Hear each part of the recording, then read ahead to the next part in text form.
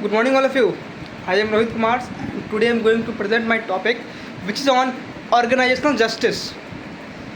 Okay. So first of all, I will start with the introductions of organizational justice. So basically, it is nothing but it is a perceptions of fairness in employers of doing work. मतलब ये हुआ कि आप मान लो किसी company में हो या किसी ऑर्गेनाइजेशन में हो, ठीक है। उस ऑर्गेनाइजेशन में जो एम्प्लॉयज़ होते हैं वो एम्प्लॉय के साथ कंपनी वाला किस तरह या जो ऑर्गेनाइजेशन है वो किस तरह बिहेव करता है कि नहीं।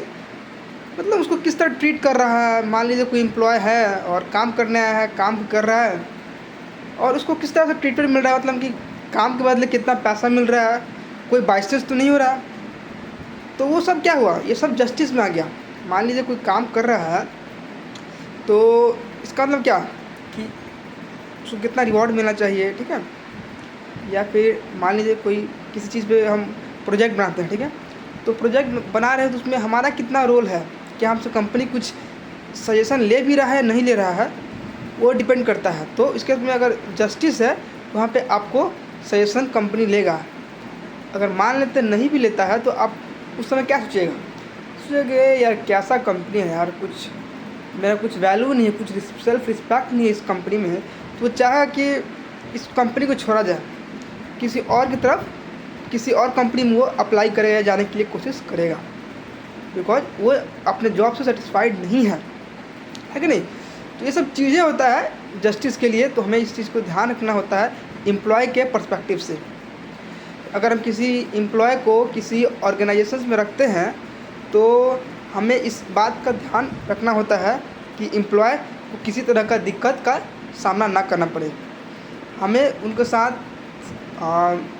थोड़ा अच्छे से बिहेव करना चाहिए।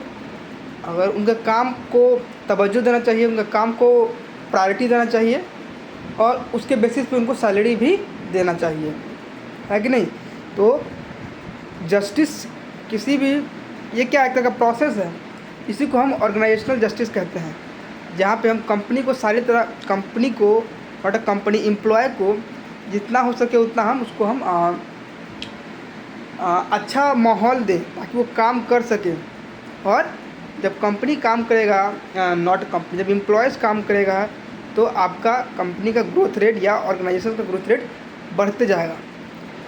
नहीं, अगर आप अपने एम्प्लॉयज़ को अच्छे से ट्रीट करते हैं, उनको जो है मेंटल प्रॉब्लम भी कुछ होगा, कुछ उनके हेल्थ पे भी इफ़ेक्ट पड़ेगा।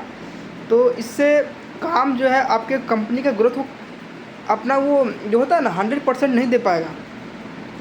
बिकॉज आप मानते हैं कोई एम्प्लॉय है, कोई अगर काम कर रहा है और वो सोचेगा ना भाई कि हम टाइम दे रहे हैं तो हमें कुछ आउटपुट चाहिए, मतलब कंपनी से कुछ उसका भी डिज़ायर्ड होगा, हमें मिलना चाहिए। अगर आप वो सब चीज़ नहीं दे रहे हैं तो किस बेसिस पे आपके कंपनी में काम करेगा, राइट।